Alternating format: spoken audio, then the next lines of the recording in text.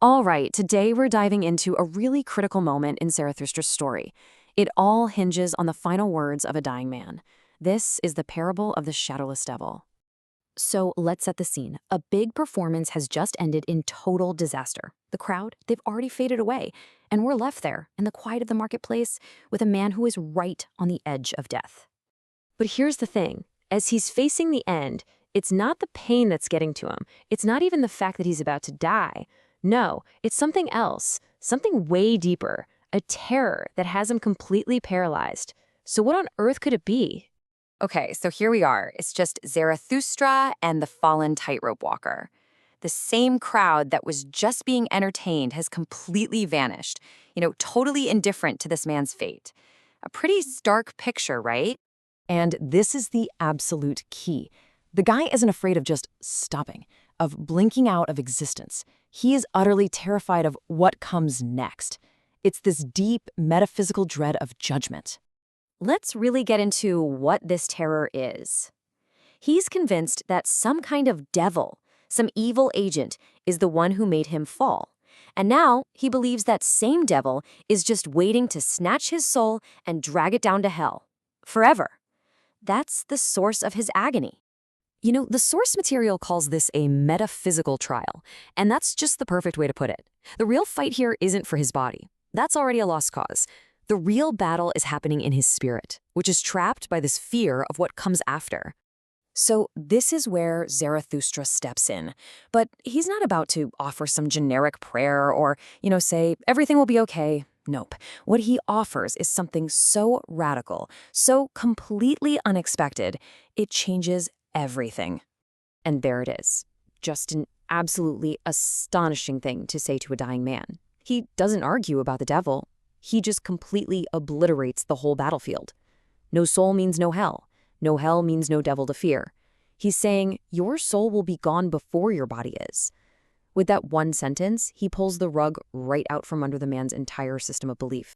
You see, the fear was never really about a real threat. It was attached to a ghost, a phantom in his mind.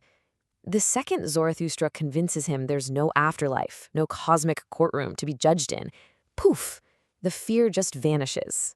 It's a pretty brutal but incredibly elegant solution. Now, this moment is about so much more than comforting one person. This is Zarathustra trying to shift our entire perspective on what has value, moving it away from some pie-in-the-sky reward and putting it right back here into the life we are actually living. And this breaks it down perfectly. On the one hand, you have that ancient bargain, right?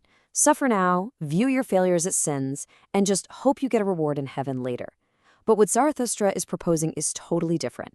He says no. Find the value in the struggle itself. See your attempt not as a sin, but as a noble endeavor.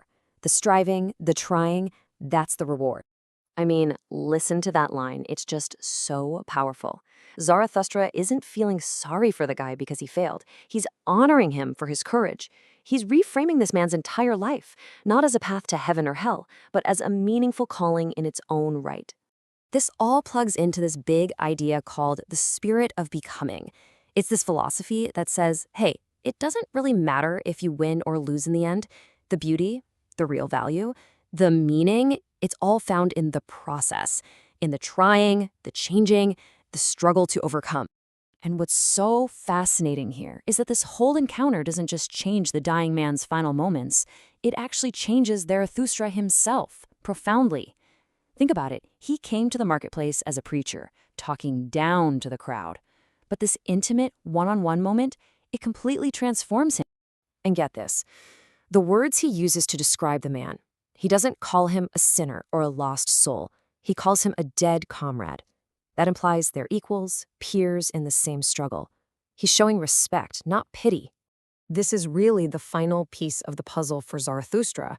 He stops being just a teacher of ideas and becomes a fellow creator of meaning.